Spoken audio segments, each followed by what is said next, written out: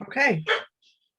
Hello, good morning, good afternoon, good evening, wherever you are in the world. Welcome again to Break Free from Your Monkey Mind podcast. This is season 2, episode 10. And as I mentioned last week, it's a great pleasure to introduce today Jane Sanford. Jane is a confidence coach, which I'll let her explain exactly what that means to you in a moment. But welcome, Jane, and thank you for coming along today.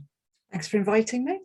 Very welcome. Yeah, Jane's actually been a great help to me over the last few months and along my journey where I've got to. So I've got this far because of a lot of things that she's actually input for me and made me accountable for as well. So I thank her for that while I'm here in a moment.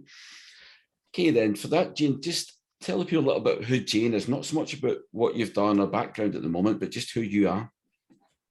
Who am I? I'm a survivor. Yeah, I'm a survivor I've been through quite a lot in my life.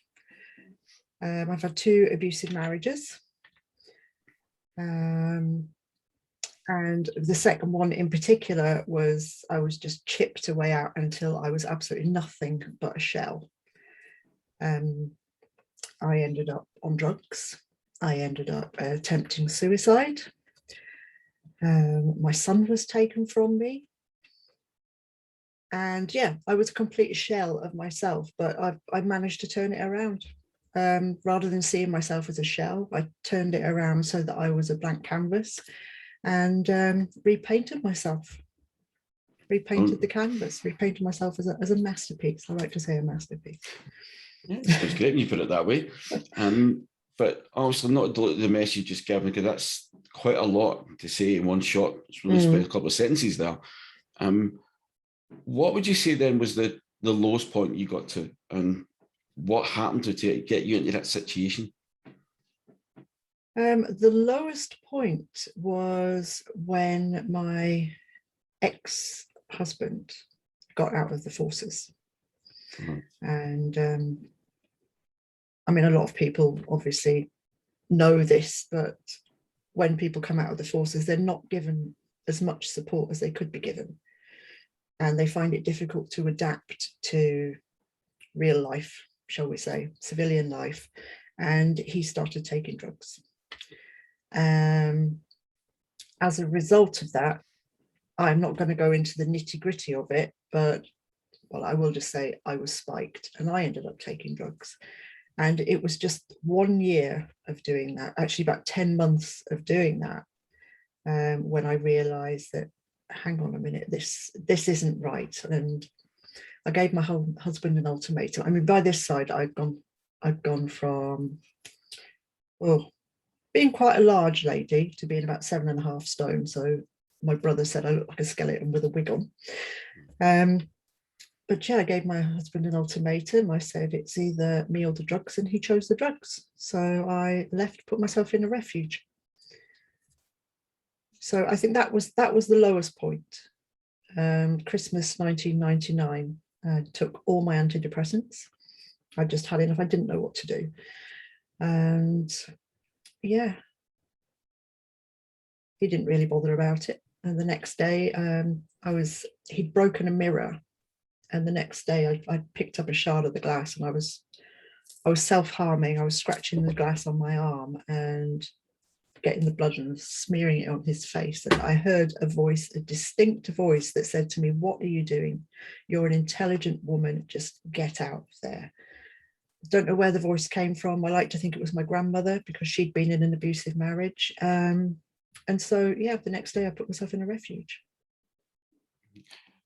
That's an amazing thing. But we said about the drug side that you end up on it with them for 10 months, and no, you said it was spiked at the beginning, but during that, did you not realise any other time during that the drugs were not helping in the situation you were in? It was actually making things worse? No, I didn't. I mean, I actually enjoyed them in the beginning. They opened my mind. They gave me confidence that I hadn't had because I'd been in a relationship previously. Where my confidence was already chipped away at then. No, they made me feel confident. It wasn't until the time went on when I realized, actually, this is not good. This is not good. I could tell that it was having a really, really bad effect on my mental health. huge effect on my mental health.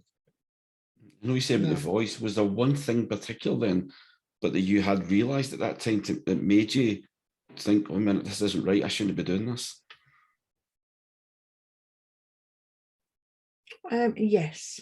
Yeah.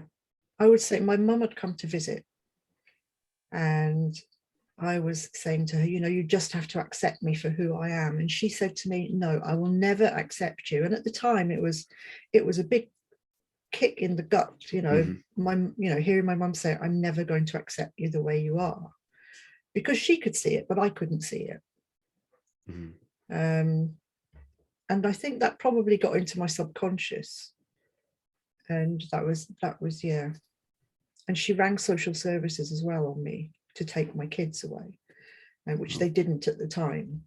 But it was, yeah, that obviously reached inside somewhere. I didn't see it, you know, I couldn't see it consciously, but yeah, it probably did. And that's because so many people speak to say that they've got to the bottom. Everybody talks about getting to the bottom of the bottle or bottom edge, and they have to work their way back up.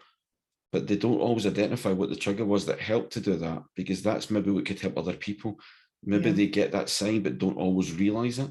And like you said, maybe it's because you hear a loved one putting it in that way. And a lot of people on drugs, probably more than alcohol, but alcohol as well, they don't always hear the words that someone else says because they're already waiting to reply to them, but they don't want to hear those words. So do you think you actually wanted to hear that from someone to actually tell you need to change?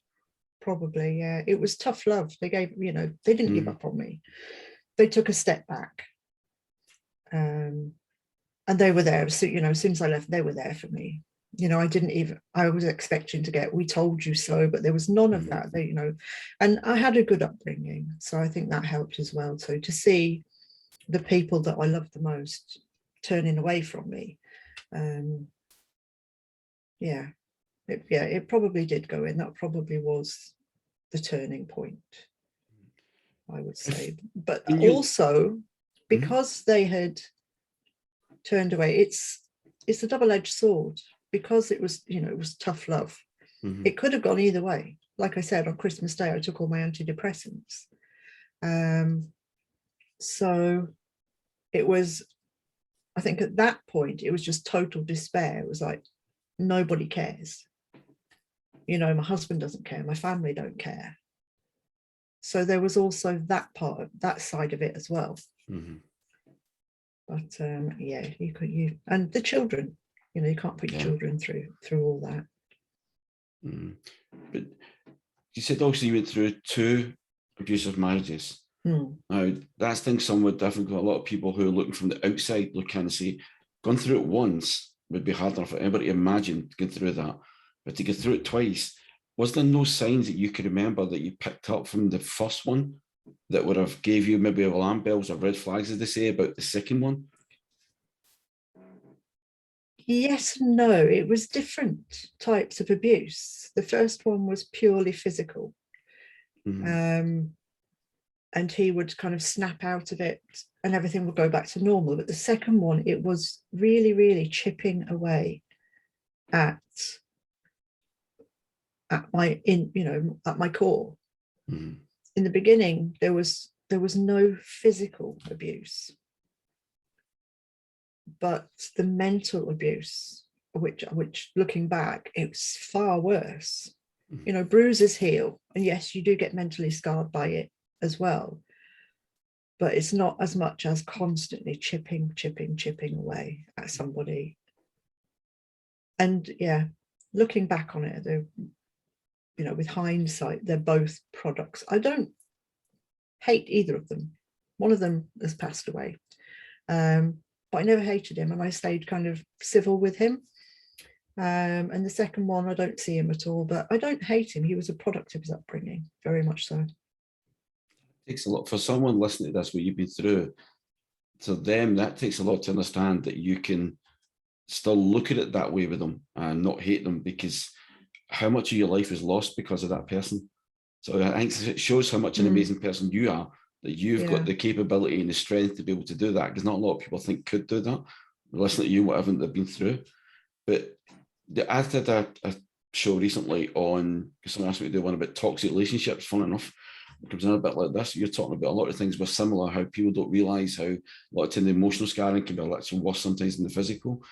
But if you could say to people now, is there signs then that you know, being into those relationships, that you could pick up on now that would prevent you ever, hopefully you'd never done it again, but would never have done it again, but to help someone else maybe to realise, wait a minute, that sounds like I'm in.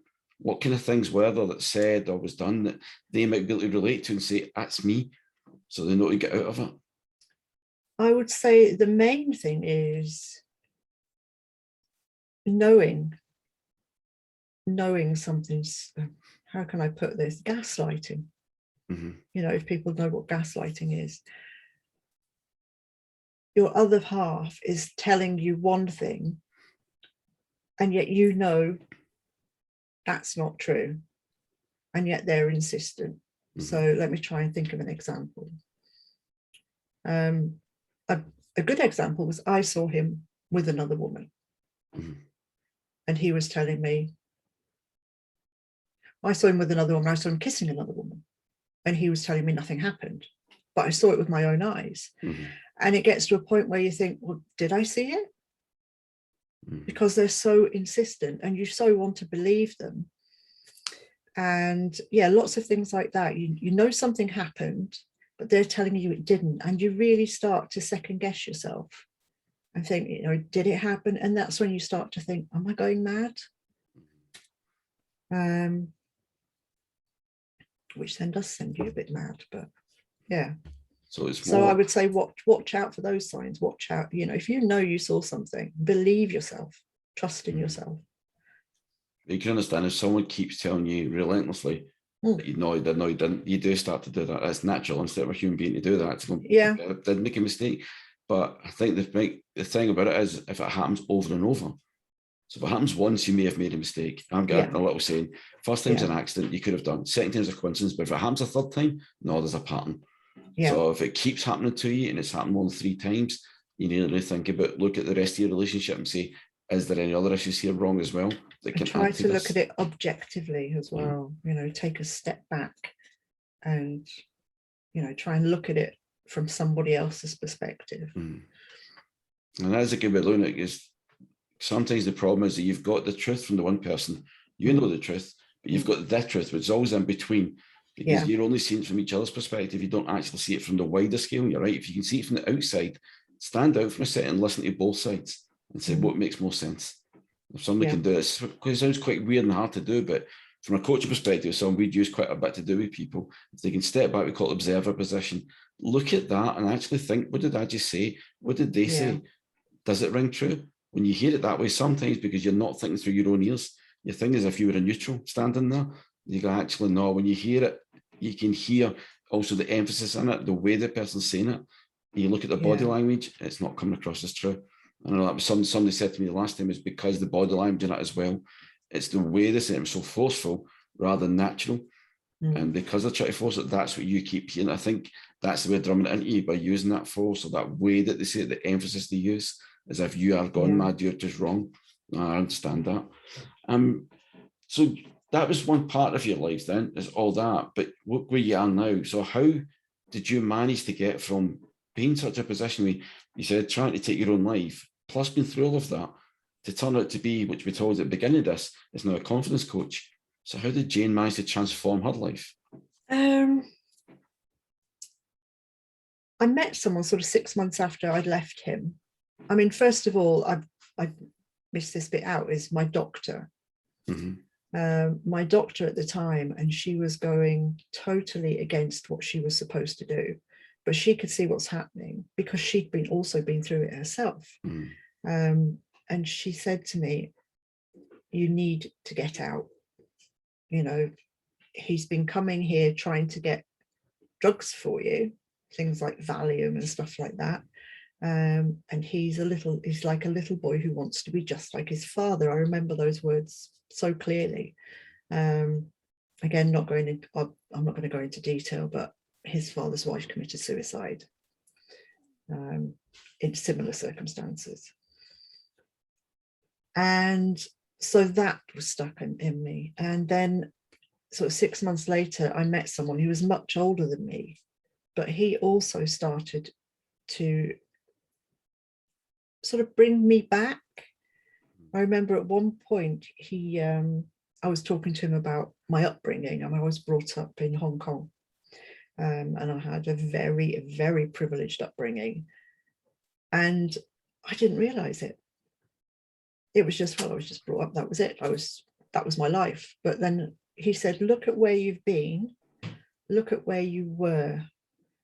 And it was just like something clicked in me. Oh my God, yeah, I did have such a privileged upbringing. And I actually rang my parents and apologized to them for not appreciating it. And so I met him, and like I say, he was quite a bit older than me. I don't know, he kind of steered me in the right direction. And he wouldn't take crap from anybody. He was a very straight talker, and he would say, you know, black is white, white is black. So at that point, that is how it was, and I wasn't going to take any shit from anybody. It was just like, black is white, white is black. And I just started talking to other people about it, you know, when other people would come up with their problems. I mean, I wasn't as compassionate as I am now, shall we say. And I just say, well, just don't put up with it. And then after a while, I started looking at, I did a stress management course to start off with. And I started looking at things differently. And I'd always been into woo-woo, as they say, a bit of woo-woo. So I did Reiki. I was interested. My mum had bought me the book Celestine Prophecy. I don't know if you've read it. And that was talking about the energies. And I kind of got at it actually from a quantum physics side of things. Yeah, I started looking at scientific things. Like I said, my, you know, the boyfriend was very black and white, and he was saying, you know, look at the facts, look at the science. So I started doing that, and it was all about energy. And so I got into Reiki, and I did my crystal healing, and it kind of went on from there. But I got a proper job, shall we say? Not a proper job. I don't see it as a proper job now. I got an office job, and it kind of just kind of drifted away. And then I came back to it, and then it kind of drifted away again. And then I discovered the Priority Academy. Shout out there to the Priority Academy. I started doing that and sort of met the network of people, started up the 7 a.m. club. And yeah, it's gone from there, really. You've mentioned a couple of things there that you've done, like the Reiki. But there's so much more to you than just that. Reiki may be one modality, but kids too, there's not enough time to go into all details of them all, but you said obviously that that's side more spiritual as well. Yeah. But what are the different things that you can offer? So if someone was looking to speak to Jane, well, because confidence coach covers such a vast thing, but there's different ways that you can do that for different people. And you've got such an array of techniques that you can use. Can you just give an idea of a couple of them so people can understand? Yeah, because I've covered the holistic therapies that I do, which I absolutely love doing, but I've also got sort of the counselling side of things and the NLP side of things, so the talking therapies as well. And I've got a course that I'm doing called Power Up, which takes people from, you know, takes them to cut through the bullshit beliefs, as I call it. Sorry, am I allowed to swear? Yeah, it cuts through the bullshit beliefs that have been ingrained in them over the years, especially if it's been like manipulation and intimidation. So yeah, I want to empower them. I can equip them so that they can discover their passions, discover their strengths, and yeah, just achieve their full potential. That's what I want to do. I want to empower people, and to help them to realize that, yeah, you don't have to stay down. You can cut through the bullshit. Said it again. It's a great way to look, because it's all we have in common, because both of us, that's something that we want to do, is empower people. And it's, I think for a lot of people outside this kind of field, don't always realize that how many coaches or how many therapists we're actually in here because we've been through it. We've Yeah. had so many issues in our lives, and we want to give back to people to see them. Like, we've found ways to help us. I'm not saying that each one will help everybody else, but I think that's what I've tried to show in the last 2 series of this. Just try something. There's so many different things out there that people can get help from, especially in situations like you've mentioned that you've come through, and look where you are now. Yeah. For other people to do that and get inspired by that, if you're looking at all the different, you've mentioned counselling, you mentioned Reiki, you've got a lot of other ones as well. What would you say if someone just wants to be able to learn something that can work on themselves, first of all, before they can start looking at moving forward? Is there any of the ones in particular you've done that really helped you to do that?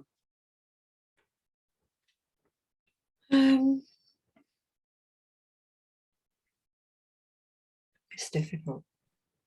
I would say probably say the NLP and the counselling, definitely.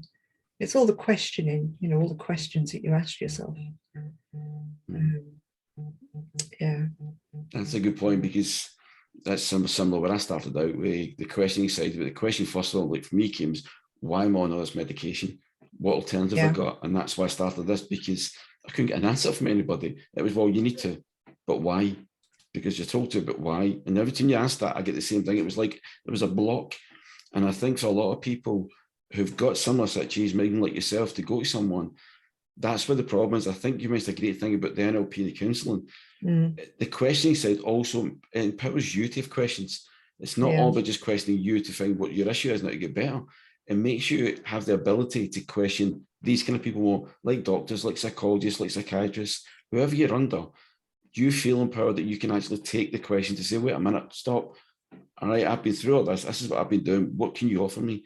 And not a prescription to say you're going to get this drug or that drug. Say, okay, maybe I do need them. I'm not saying I don't, but what other alternatives can I have? What else can I do? And a lot of people don't realise there's a lot more on the NHS as well than people think. The problem is it takes time.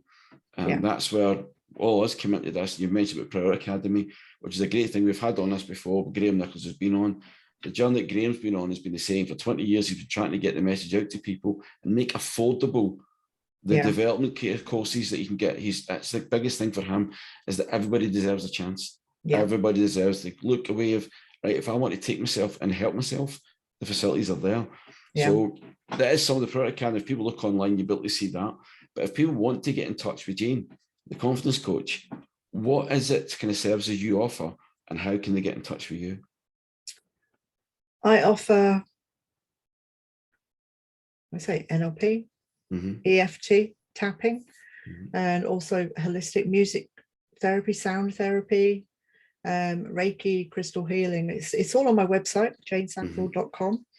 But what I like to say is that I support survivors of narcissistic abuse to take back and rebuild their lives. That is what me as a confidence coach wants to do. But I can also support with the therapies, just the feel-good stuff as well. So, you know, it's not just about the questioning, it's the feel-good stuff. That's very important. And there's one thing with that you mentioned, because most of the other modalities I've had someone on speaking about, but not sound healing. For a lot of people who might not understand what sound healing is, can you give it, I know it's a little brief, you can't go into all detail, but just a brief description of what sound healing is and what benefits does it provide? It's using sound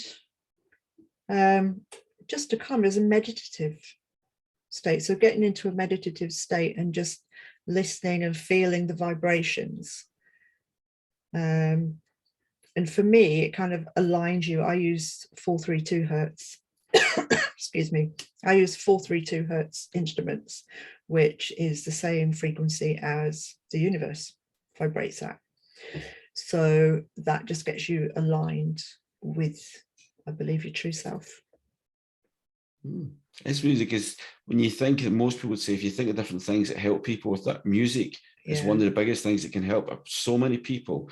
But you never think of something like the sound healing could do that. Yet you think, if you say to them, sound healing, or if you go and listen to some music over it, it'll help you. It's the exact same thing that you're actually doing, just in a slightly different way. But people might relate to, if they can understand that if they can listen to music and it makes them feel better or sad, it can make you do so many emotions. So can sound healing then. That's a good one. That's something else people can look for.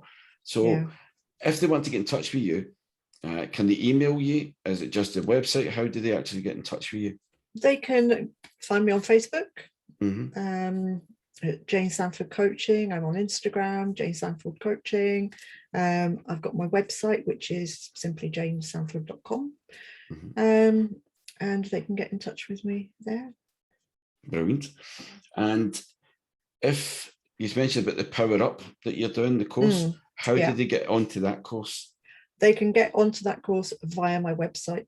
It's very in your face on my website. Just click through from the homepage. They can book on there as well. Takes them through to PayPal directly. And at the moment, up until the end of November, it is at £88.